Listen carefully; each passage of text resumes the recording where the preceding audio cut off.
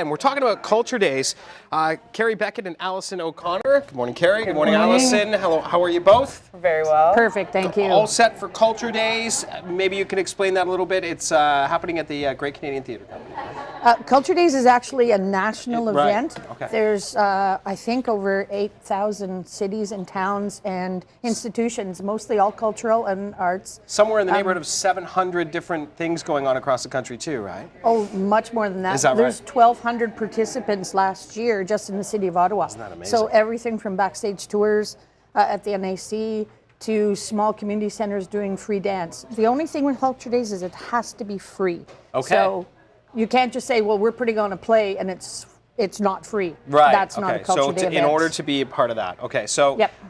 what is it just to attract new people to the theater or to the cultural arts, or is it to remind people, or both? I think they started, this is the third national one. Mm-hmm. It started years ago, I think in '99 in Quebec, and they did a weekend devoted just to the arts and culture. Okay. Then it spread across the country and it just gets bigger and bigger. So we're talking about the 29th of September, which is 28th, 29th, and 30th. Okay. So it's Friday, Saturday, and Sunday. Our event at the Great Canadian Theatre Company is on Saturday. Okay. And we're doing a mask making workshop. Allison, I like this a lot. This is very cool, right? And these, I remember drama class and making masks, Yes. right? Usually paper mache, but you've actually got what seems like a little bit easier. Yes, a System. little bit easier, a little bit quicker. There's going to be a lot of people coming to this event, so we want to really get everybody involved and have everybody give them a chance to create these masks.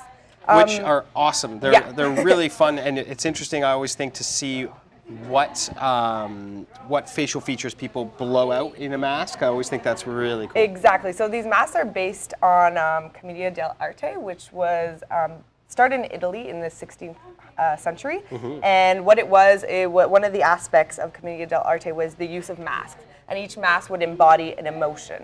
So the areas you would play with are the eyebrows, the nose, and the cheekbones. Right. So you accentuate those. Okay, that sounds great. Now, how would I make one? So this is one of the workshops? Yes, Okay. this is one of the workshops. So what you would do is we're going to be using tissue paper, tape, and then paint to cover the entire thing. So you would start with a regular mask like this. Okay. And then you would tear tissue paper and add some build to it. Right. And then you would cover it with tape, which is kind of a quick way to do it. Right, exactly. So this gives you the bulk underneath the tape, Exactly. right? And it's easy to, and what I like is, I'm not exactly precision art guy, so it's just like rip off a piece, put it on, Exactly. and then start taping up, right? Exactly. So you choose your features. First thing you could do is actually choose your character that you Okay. would like to. So you want to have that in mind? If first start with the emotion, maybe I would imagine. Yes, that would be a good starting point. Yeah. For this one in particular, we have a model that, because we're doing a play called The Number 14. Okay. And it's been traveling for 20 years.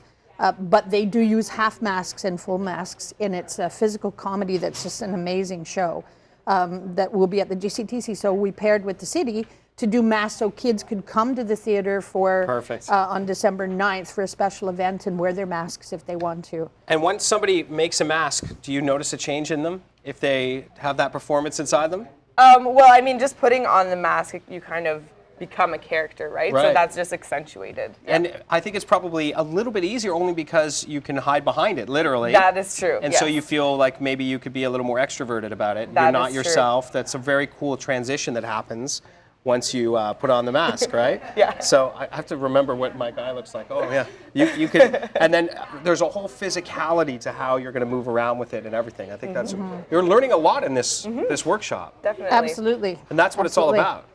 We're hoping that moms and dads will help their little kids. We're hoping that very artistic teenagers will come. Oh yeah. We're expecting a lot of people through the door. Okay. And then hopefully they'll come back. The play runs over the holiday, so it is our holiday play. I like that it ties in with it too, right? So you make the Exactly. mask and you think to yourself, you get interested in this, and then that drives you to maybe see how it gets used in the play. How, I made my mask. How are they using their masks in that play? Again, the culture days for the GCTC, the Saturday. Is the 29th.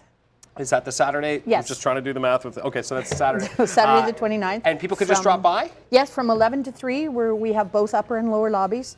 We have City of Ottawa staff, we have GCTC staff and volunteers. All ready to go. Bring the kids, whole family thing. Absolutely. And bring them on December 9th because that's going to be our family on the 14th.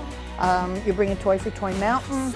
You come and see the show, and you'll get your portrait, your family portrait done free in a professional portrait studio type stuff. So much going on. Reconnect with the GCTC through Culture Days.